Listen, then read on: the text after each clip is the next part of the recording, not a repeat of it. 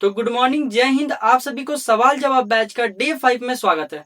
जैसा कि मैंने वादा किया था आप सभी से कि मैं 30 दिन के अंदर आपका सिलेबस पी बाई क्यूज के जरिए पूरा खत्म कर दूंगा, तो मैं उसी बात पे खड़ा हूं और आपके लिए फिर से आज एक नया क्लास लेके आया हूं। तो क्लास स्टार्ट होने से पहले एक मोटिवेशनल लाइन लेके आया हूं जो कि मुझे बहुत ज्यादा पसंद है। ध्यान से सुनिएगा। तो लाइन ये है कि मेहनत इतनी खामोशी से करो, मेहनत इतनी खामोशी से करो कि कामयाबी शोर मचा दे। इसी के साथ अपना क्लास को स्टार्ट करते हैं और पहला क्वेश्चन को बनाते हैं। पहला क्वेश्चन क्या बोल रहा है? अच्छा, पहला क्वेश्चन बताने से पहले मैं आप सभी को फिर से याद दिला दूं कि आप सभी को क्या करना है, क्वेश्चन को नोट डाउन करना है, उसका आंसर कर देना है, उसके बाद आगे बढ़ना है। ठीक है। तो पहला क्वेश्चन क्या बोल रहा है कि how many census have been completed in India as of year 2011। मतलब 2011 तक इंडिया में कितना जनगणना हो चुका था, मतलब हो चुका है 2011 में। मतलब 2011 वाला जो है वो कितना नंबर का जनगणना है, ये क्वेश्चन सिंपल यही पूछ रहा है। अब जिसको आता है वो हाथ को उठाएगा और बताएगा आंसर। कितना? 15। Very good. ठीक है। तो 2011 का जो जनगणना था वो 15th जनगणना था, यहाँ पे लिख दे रहा। ठीक है। जो 2011 का सेंसस था, ठीक है, 2011 का जो सेंसस था, ठीक है, वो कितना नंबर का था? वो 15th नंबर का था। अब क्या कोई हमको ये बता सकेगा कि पहला जनगणना कब हुआ था, पहला सेंसस कब हुआ था? ठीक है। तो पहला कब हुआ था, फर्स्ट कब हुआ था? फर्स्ट कब हुआ था? 18, वेरी गुड वेरी गुड, 1872 में। लेकिन 1872 में जो पहला हुआ था वो कंप्लीट सेंसस नहीं था, इनकम्प्लीट था। क्या चीज था? इनकम्प्लीट था। ठीक है, इनकम्प्लीट था, कंप्लीट सेंसस नहीं था। तो कोई हमको बता सकेगा कि कंप्लीट सेंसस पहला कब हुआ था? फर्स्ट कंप्लीट सेंसस, पहला कंप्लीट जनगणना कब हुआ था? 1881 में। वेरी गुड, 1881 में। ठीक है। तो ये क्वेश्चन का मतलब समझ में आया कि पहला, अच्छा ये CHSL 2024 का क्वेश्चन है। ठीक है, कि पहला जनगणना जो है वो कब हुआ था। आगे क्वेश्चन क्या बोला कि 2011 में जो जनगणना हुआ था वो कौन सा नंबर का था? तो वो कौन सा नंबर का था? 15th नंबर का था। और पहला जनगणना कब हुआ था? 1872 में। 1872 में, लेकिन वो कंप्लीट नहीं था। कंप्लीट कब हुआ था? 1881 में। याद रहेगा। अब क्वेश्चन नंबर 2 की तरफ चलते हैं। तो अब हम लोग क्वेश्चन नंबर 2 देखते हैं। क्वेश्चन नंबर 2 क्या बोल रहा है? Who among the flowing launch the digital platform faster. इनमें से ये 4 ऑप्शन दिया हुआ है, इन चारों ऑप्शन में से कौन जो है वो लॉन्च किया फास्टर डिजिटल प्लेटफॉर्म को? फास्टर डिजिटल प्लेटफॉर्म मतलब क्या है? फास्टर एक वेबसाइट है जिसको लॉन्च किया गया है। कौन लॉन्च किया? प्रेसिडेंट लॉन्च किए हैं, कि chief justice of India launch किए हैं, कि फाइनेंस मिनिस्टर लॉन्च किए हैं, कि प्राइम मिनिस्टर लॉन्च किया? ठीक है। अब मैं इस क्वेश्चन पे क्या चाहता हूं, इस क्वेश्चन पे पोल चाहता हूं कि कौन क्या आंसर दे सकता है, देखता हूं। ठीक है। तो सब कोई अपना अपना आंसर हाथ उठा के देगा। ऑनलाइन वाले लोग कमेंट करेंगे कि कौन कौन सा मतलब इसमें क्या आंसर होगा। ठीक है। चलो, ए नंबर, ठीक है, D, okay okay okay okay. एक काम करो, ऐसे नहीं उठाओ, ऐसे उठाओ। ठीक है, हम एक काम करते हैं, यहाँ पे ए लिखेंगे, यहाँ बी लिखेंगे, सी और डी। ठीक है। अब हाथ उठाओ, एक लिए उठा, हाथ उठाओ। 3 लोग। ठीक है। बी के लिए आधा से ज्यादा। ठीक है, मोर देन हाफ।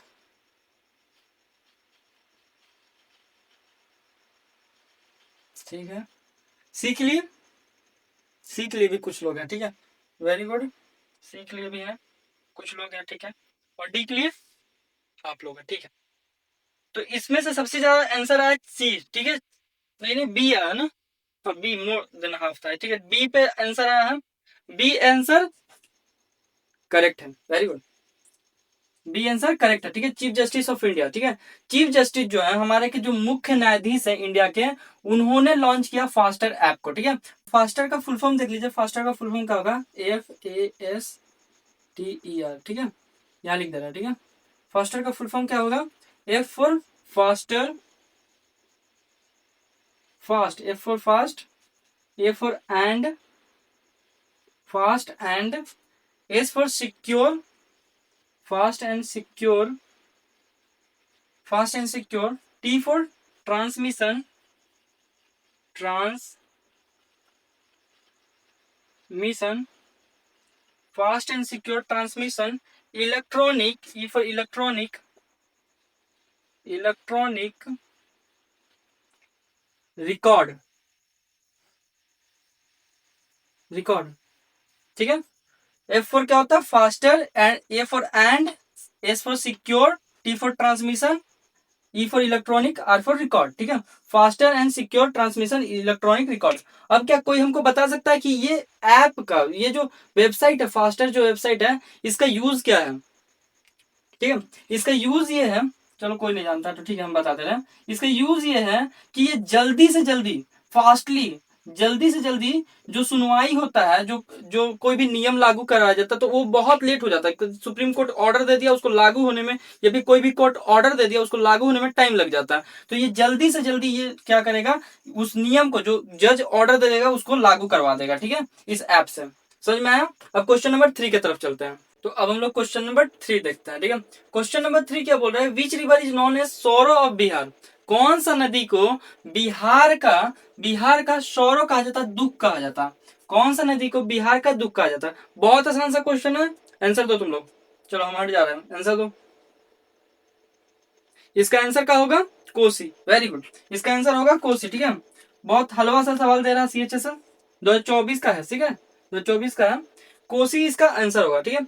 कोसी सच में, कोसी नदी जो है, आगे कोसी नदी के बारे में बता देते हैं। कोसी नदी जो है नेपाल से निकलता है और फिर बिहार में सीधा इंटर करता है। नेपाल से सीधा कहाँ इंटर करता है, बिहार में।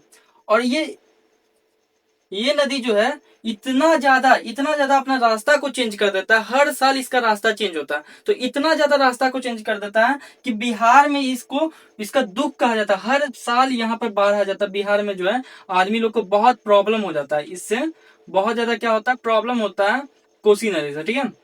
और सरकार जो है आज तक इस कोसी नदी का पानी को रोक नहीं पाया है। जो बिहार सरकार है आज तक इस कोसी नदी का पानी को रोक नहीं पाया है, बाढ़ को कंट्रोल नहीं कर पाया। चाइना जो है, चाइना के बारे में बताते हैं। हम लोग बहुत ज्यादा चाइना से कंपेयर करते हैं अपने आप को कि चाइना से हम लोग आगे बढ़ सकते हैं, ठीक है। चाइना जो है वो ब्रह्मपुत्रा, एक और नदी था हुआंग सांग, ठीक है, हुआंग सांग करके एक नदी था जिसको येलो रिवर कहते हैं, येलो रिवर, ठीक है। इस नदी को ये लोग सुखा दिया, इतना ज्यादा यूज किया कि सुखा दिया। इसके बाद चाइना जो है ये भी बोल रहा है कि ब्रह्मपुत्रा नदी जो है उसको, उसका रास्ता को वो लोग चेंज कर देगा, और वो लोग कर भी सकता है, ठीक है। हम लोग एक बांध, कोसी नदी के किनारे एक बांध नहीं बना पा रहे हैं। इसका नदी को कब जो बाढ़ आता है उसको कंट्रोल नहीं कर पा रहे हैं, और वो लोग क्या करता है, एक नदी को ही मोड़ देता है, ठीक है। तो सोच लो हम लोग कितना पीछे हैं चाइना से। चलो आगे क्वेश्चन नंबर, एक बार फिर से बता दें, ठीक है। कौन सा नदी को सौरव बिहार बोलते हैं, तो कोसी नदी को सौरव बिहार बोलते हैं, ठीक है। तो आप सभी के लिए एक स्पेशल अनाउंसमेंट भी है, ठीक है। स्पेशल अनाउंसमेंट ये है कि आप सभी को बहुत ज्यादा प्रॉब्लम रहता है करंट अफेयर का, ठीक है। तो करंट अफेयर के लिए भी एक स्पेशल बैच लॉन्च होने वाला है जो आपका करंट अफेयर का पूरा समस्या को खत्म कर देगा, ठीक है। एक ऐसा बैच लॉन्च होने वाला है, तो जरूर यहाँ पर जाके इस चैनल पर विजिट करें और फीडबैक दें अपना, ठीक है। अब इस क्वेश्चन को करते हैं। क्वेश्चन नंबर क्या बोल रहा है, क्वेश्चन बोल रहा है we can add table in MS Word, मतलब हम लोग MS वर्ड में टेबल ऐड करना है, टेबल MS वर्ड डॉक्यूमेंट में, ठीक है। From which of the following tab, कौन सा टैब से MS वर्ड में, माइक्रोसॉफ्ट वर्ड डॉक्यूमेंट में हम लोग टेबल को इंसर्ट कर सकते हैं, कौन सा टैब को यूज करके, ठीक है।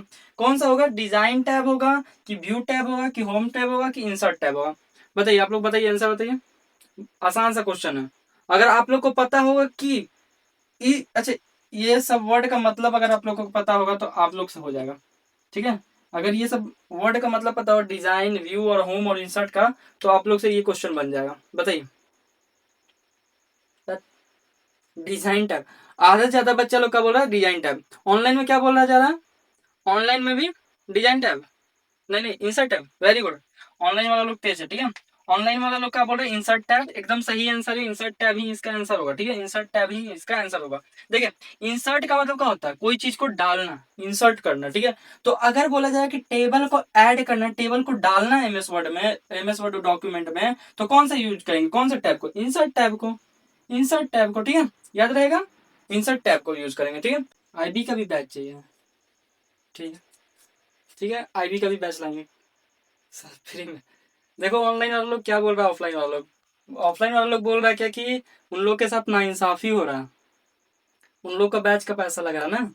ठीक है, आईबी का बैच सबको फ्री हो जाएगा, ऑफलाइन वालों को भी आईबी का बैच फ्री रहेगा। ठीक है, ठीक है चलो, आएगा आएगा 3-4 दिन में आ जाएगा। ठीक है, 3-4 दिन में आ जाएगा आईबी का भी बैच। चलो सुनो, ये क्वेश्चन बनाओ आप, बनाओ ये क्वेश्चन को, जा जो बनाएगा उसी उसी को फ्री रहेगा। चलो, जो बनाएगा ये क्वेश्चन का आंसर देगा उसी का फ्री रहेगा। सब स्क्रिप्ट, सुपर स्क्रिप्ट। और ये किसको लग रहा है, किसको किसको ये लग रहा है, बीपीएल तुमको? तो बीपीएल का फुल फॉर्म क्या होता है, बिलो पॉवर्टी लाइन सुना है ना बीपीएल? ठीक है, तो तुम वही रहेगा, बीपीएल है गधा। चलो सुनो, क्या क्वेश्चन बोल रहा है, in MS word a number printed above the base line. ठीक है, आगे समझो बेस लाइन क्या होता है। देखो, जब तुम लोग लिखते हो तो ऐसे लिखते हो, जैसे कि मान लो मेरा नाम है, ये मेरा नाम है, हम ऐसे लिखते हैं।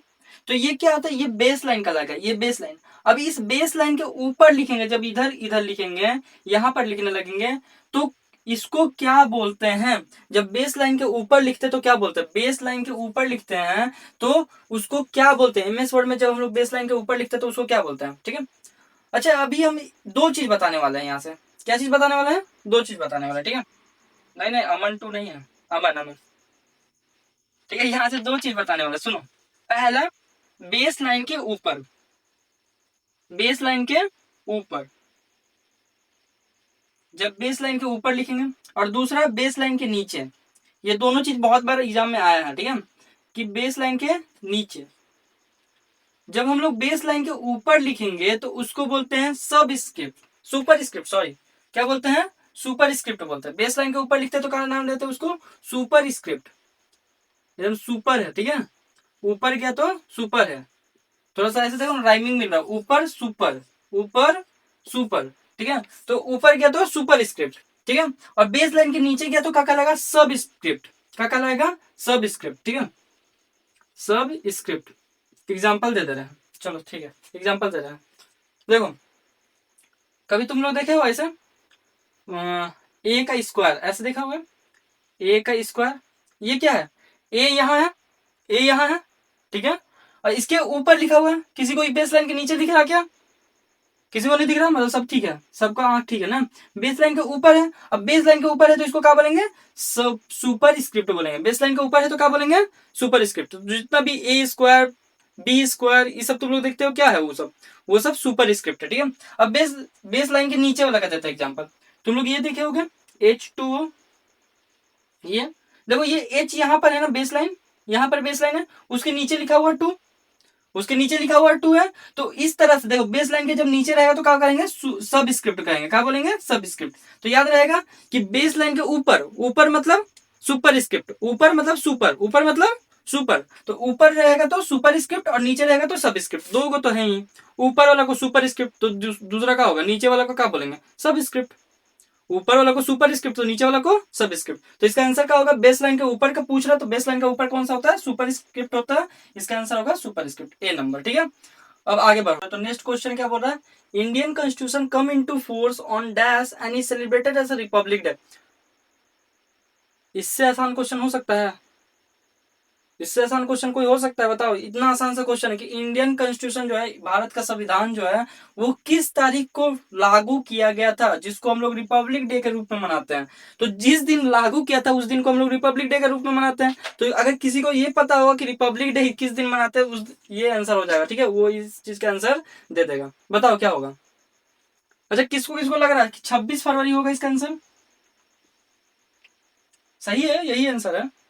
किसको किसको लग रहा है, तुमको पक्का 26 फरवरी एकदम। कपार ऐसे ऐसे, एक चुरुआ पानी लो, ऐसे एक चुरुआ पानी ऐसे डूब के मरने का कोशिश करो। ठीक है, तुम रिपब्लिक डे 26 फरवरी को बनाता, देख लो 26 फरवरी को रिपब्लिक डे कौन मनाता है जी, 26 जनवरी। तो ये तो ऑप्शन ऐसे ही नहीं होगा। ठीक है, 26 फरवरी को रिपब्लिक डे नहीं बनता, 26 जनवरी को रिपब्लिक डे बनता है। ठीक है, अब बचा कौन कौन सा आंसर, ए बी और सी। ठीक है, तो बता दें कि संविधान कब लागू हुआ था, इंडियन कॉन्स्टिट्यूशन कब लागू हुआ था, 26 जनवरी 1900 1950 को, 26 जनवरी 1950 को लागू हुआ था। ठीक है, ठीक है। तो बड़ा आसान सा क्वेश्चन था, इसका आंसर क्या होता है? 26 जनवरी 1950, 26 जनवरी 1950। ठीक है, अब हम थोड़ा सा इसमें और आगे बताते हैं क्या, कि जो हम लोग का इंडियन कॉन्स्टिट्यूशन था, क्या 26 जनवरी को ही बना था? क्या 26 जनवरी को ही इंडियन कॉन्स्टिट्यूशन बना था? नहीं, इंडियन कॉन्स्टिट्यूशन कब बन के रेडी हो गया था? तो 26 नवंबर 1949 को बन गया था। हमारा कॉन्स्टिट्यूशन कब बन गया था? 26 नवंबर 1949 को। लेकिन इसको लागू किया गया 26 जनवरी 1950 को, क्योंकि जवाहरलाल नेहरू जो थे वो पूर्ण स्वराज डिमांड करके पूर्ण स्वराज 26 जनवरी को कर दिए थे। और वो लोग हर साल इंडिपेंडेंस डे आगे से मनाते थे। कब कब 26 जनवरी को। तो इस बात को ध्यान में रखते हुए 26 जनवरी 1950 को हमारा संविधान को लागू किया गया था, कॉन्स्टिट्यूशन को लागू किया गया था। ठीक है, तो याद रहेगा ये चीज। ठीक है, बस इतना ही याद रखो। अच्छा, एक बात और याद रख लो, हमारा संविधान जो है हमारा संविधान जो है वो दुनिया का सबसे लंबा लिखा हुआ संविधान है। तो लॉन्गेस्ट कॉन्स्टिट्यूशन के बारे में लिख देते यहाँ पे, लॉन्गेस्ट रिटेन कॉन्स्टिट्यूशन। ठीक है, लॉन्गेस्ट रिटेन कॉन्स्टिट्यूशन। अब कोई हमको बता सकता है कि कौन सा देश है जिसका कॉन्स्टिट्यूशन जो है लिखा हुआ नहीं है? कौन सा देश है जिसका कॉन्स्टिट्यूशन लिखा हुआ नहीं है? ठीक है, ऑनलाइन में आंसर आ गया है इसका। वेरी गुड, चलो ऑनलाइन वाले लोग आंसर दे दिया है इसका, क्या कि ब्रिटेन होगा। क्या होगा इसका आंसर? ब्रिटेन मतलब यूनाइटेड किंगडम, मतलब इंग्लैंड, सिंपल। तो ब्रिटेन लिख लो, यूनाइटेड किंगडम लिख लो, या इंग्लैंड लिख लो। यहाँ पर लिखा हुआ कॉन्स्टिट्यूशन नहीं है आज भी। ठीक है, याद रहेगा। हाँ हाँ, कौन है जी? कौन सिंगर बन रहा है? कौन गुनगुना रहा है?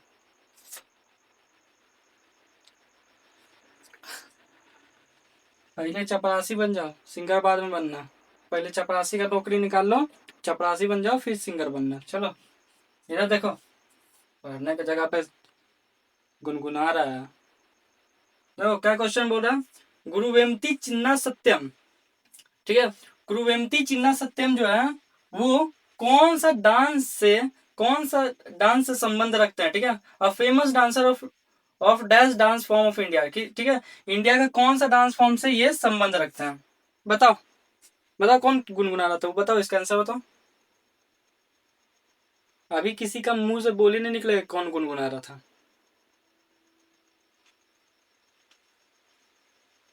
सुनो, ठीक है, चिन्ना स्वामी।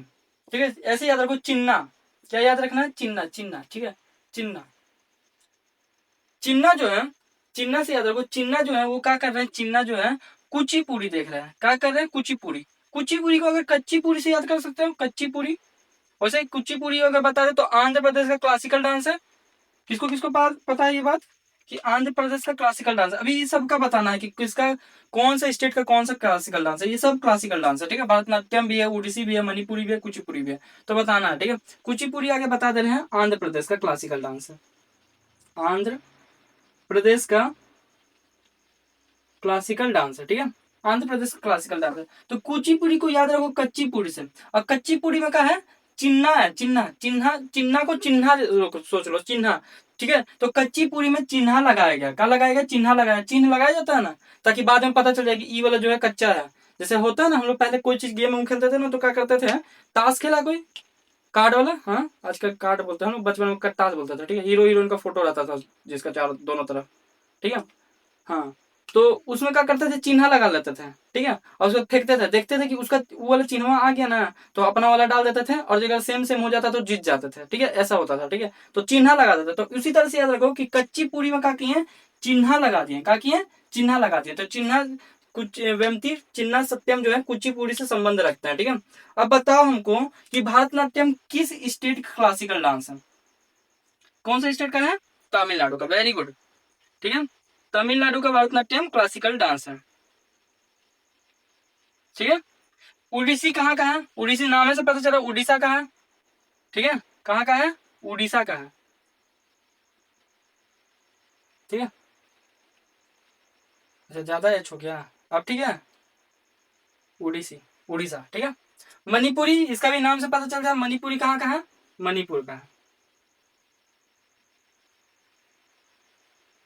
चल देख लिया। भरतनाट्यम तमिलनाडु का, उड़ीसी उड़ीसा का, मणिपुरी मणिपुर का, कुचिपुड़ी आंध्र प्रदेश का। और ये वेमपत्ती चिन्ना सत्यम जो है कौन सा डांस से संबंध रखते हैं? कुचिपुड़ी से।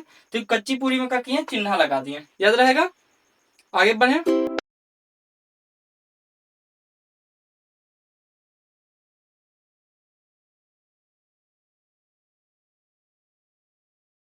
चलो इसके बाद वाला क्वेश्चन देखो। तो इसके बाद वाला क्वेश्चन क्या बोल रहा है? What was the name of Swami Vivekananda guru? ठीक है, ये भी बहुत आसान क्वेश्चन है।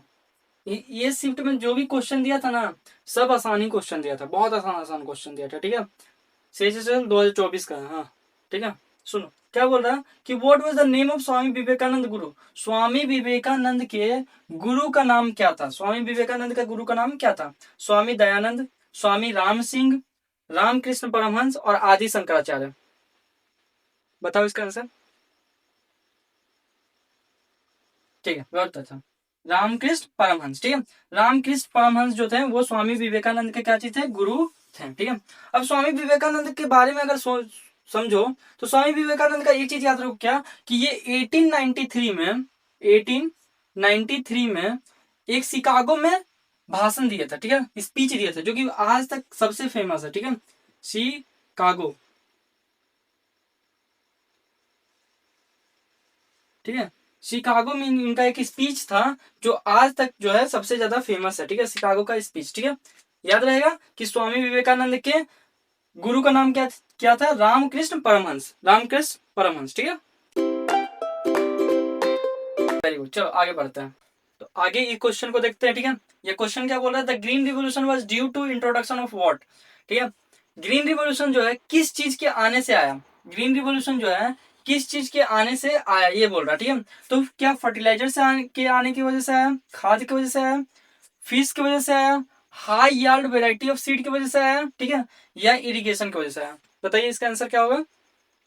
Very good, high yard variety of seed. ठीक है, HIV सीड इसको बोलते हैं। क्या बोलते हैं? HYV। क्या बोलते हैं? HYV सीड बोलते हैं। HYV सीड बोलते हैं। ठीक है, ठीक है। अब बताओ, तुम लोग बताओ, क्या इससे एक इंपॉर्टेंट क्वेश्चन ये बनता है कि ग्रीन रिवॉल्यूशन का फादर किसको बोलते हैं? ग्रीन रिवॉल्यूशन का फादर किसे कहा जाता है? किसे कहा जाता है? डॉक्टर MS स्वामीनाथन को। किसको? डॉक्टर MS स्वामीनाथन को। ठीक है, डॉक्टर MS स्वामीनाथन को बोला जाता है ग्रीन रिवॉल्यूशन का फादर। याद रहेगा। ग्रीन रिवॉल्यूशन किसके लिए आया? HYV सीड के लिए आया। HYV सीड के लिए आया। ठीक है, high yielding variety of seed के लिए आया। ठीक है, और इसके ग्रीन रिवॉल्यूशन का फादर किसे कहा जाता है? डॉक्टर MS स्वामीनाथन को कहा जाता है। ठीक है, इसके बाद के क्वेश्चन पे चलता है। तो चलिए इस क्वेश्चन को बनाते हैं। ये क्वेश्चन क्या बोल रहा है? The colour of the surface of Mars is red because of the presence of large amount of chemical compound in it. ठीक है, क्वेश्चन बोल रहा क्या कि मार्स का जो कलर है वो लाल कलर का दिखता है। मार्स का जो सरफेस का कलर है, जो वहां का जमीन का सतह का कलर है, वो कैसा कलर का दिखता है? रेड कलर का दिखता है। कैसा कलर का दिखता है? रेड कलर का दिखता है। क्यों दिखता है? क्योंकि वहां पर कोई कोई केमिकल कंपाउंड के प्रेजेंस की वजह से। किस चीज की वजह से? कोई केमिकल कंपाउंड के प्रेजेंस की वजह से। ठीक है, तो what is the name of that compound? उस कंपाउंड का नाम क्या है? मार्स का कलर जो है, मार्स का सतह का कलर जो है वो लाल कलर का दिखता है। कैसा कलर का दिखता है? लाल। ठीक है, कोई एक कंपाउंड है, कोई एक केमिकल कंपाउंड है जिसकी वजह से उसका लाल कलर दिखता है। ठीक है, तो वो कौन सा कंपाउंड है? Iron oxide. ठीक है, वेरी गुड। आयरन ऑक्साइड इसका आंसर होगा। क्या होगा इसका आंसर? Iron oxide. ठीक है, आयरन ऑक्साइड। ठीक है, आयरन ऑक्साइड की वजह से ये लाल कलर का दिखता है। समझिए बात को। देखो, मार्स को क्या बोलते हैं? अगर हिंदी में बोले तो क्या बोलते हैं? मंगल ग्रह। ठीक है, मंगल ग्रह बोलते हैं। मार्स जो है वो रेड कलर का दिखता है क्योंकि वहां पे आयरन ऑक्साइड का मात्रा ज्यादा होता है। वहां का सतह पर, वहां का सरफेस पे आयरन ऑक्साइड का मात्रा क्या होता है? वहां का सरफेस पे ज्यादा होता है, इस वजह से वो लाल कलर का दिखता है। ठीक है, अच्छा, अगर कोई बता सकता है क्या कि मार्स पर हम लोग का कौन सा ग्रह गया है? उपग्रह, हाँ, सैटेलाइट, मंगलयान। Very good. तो मार्स पर हम लोग का कौन सा गया है? सैटेलाइट मंगलयान गया है। ठीक है, यहां तक समझ में आता है। हाँ, आयरन ऑक्साइड की वजह से ही रेड कलर का दिखता है। इसका बेस्ट एग्जांपल आयरन ऑक्साइड का और कहीं एग्जांपल बता। ठीक है, एप्पल कभी खाए होंगे? एप्पल, सेब, एप्पल सेब खाए होंगे। तो सेब को खाते हैं जब और थोड़ा देर के लिए छोड़ देते हैं, थोड़ा देर के लिए छोड़ देते हैं, तो देखते हैं उसको काट के जब 2-3 सेकंड मतलब 5-10 मिनट के लिए रख देंगे ना, तो वहां लाल लाल दिखने लगता है। कैसे दिखने लगता है? उस पर लाल लाल दिखने लगता है। क्यों? क्योंकि एप्पल के अंदर, सेब के अंदर आयरन का मात्रा ज्यादा होता है। जब वो सराउंडिंग से कांटेक्ट करता है तो वहां से ऑक्सीजन से रिएक्शन करके वो आयरन ऑक्साइड बना देता है, ठीक है। इसीलिए वहां पे लाल दिखने लगता है। जब एप्पल आप काटते हैं थोड़ा देर के लिए छोड़ देते हैं, काट के छोड़ देते हैं, तो लाल लाल दिखने लगता है ना, आयरन ऑक्साइड की वजह से, ठीक है। तो इसमें इसका आंसर होगा आयरन ऑक्साइड। मंगल ग्रह कहाँ दिखता है? लाल। मार्स कैसा, मतलब मार्स जो है कैसा दिखता है? लाल क्यों दिखता है? आयरन ऑक्साइड की वजह से। एप्पल खाना चाहिए, उसमें आयरन का मात्रा ज्यादा होता है। जिसको नींद वींद आता है ना, हेमोग्लोबिन का कमी होता है, उसका ठीक हो जाता है। हेमोग्लोबिन का कमी खत्म हो जाता है। चलो ठीक है, आगे बढ़ते हैं, इसके बाद का क्वेश्चन को देखते हैं। तो देखो इस क्वेश्चन को, ये क्वेश्चन का हुआ, the ultimate kho kho league was started in which year? Kho kho league जो है वो कौन सा ईयर में स्टार्ट हुआ है? ठीक है, कोई बता सकता है इसका आंसर? 2021? ए नंबर? नहीं, गलत है, 2022, ठीक है। इसका आंसर क्या होगा? 2022 होगा। क्या होगा? 2022 होगा, ठीक है। खो खो लीग जो है कब स्टार्ट हुआ था? 2022 में स्टार्ट हुआ था। अब खो खो के बारे में थोड़ा एक इंपॉर्टेंट इन्फॉर्मेशन जान लीजिए। खो खो, खो खो में कितना नंबर ऑफ प्लेयर खेलते हैं? किसी को पता है खो खो में कितना नंबर ऑफ प्लेयर खेलते हैं? 9। वेरी गुड, 9, ठीक है। 9 प्लेयर खेलते हैं, ठीक है। 9 प्लेयर जो है वो गेम को खेलता है। 9 प्लेयर एक तरफ से, एक तरफ से 9 प्लेयर, ठीक है। अब देखो कैसे याद रखेंगे, खो खो नो नो, ठीक है। Kho kho no no, kho kho no no, kho kho नहीं, खो खो नहीं, ठीक है। तो खो खो में कितना प्लेयर? 9 प्लेयर खेलता है, ठीक है। याद रहेगा। चलिए, तो ये हमारा लास्ट सवाल था आज का, ठीक है। उम्मीद है कि आपको ये वीडियो अच्छा लगा होगा। अगर आपको वीडियो अच्छा लगा है तो आप इस वीडियो को लाइक करें। अगर आप चैनल पर नए आए हैं तो नए चैनल को सब्सक्राइब कर लें और उन लोगों को शेयर करें जिनको इस तरह का वीडियो का जरूरत है। Thank you.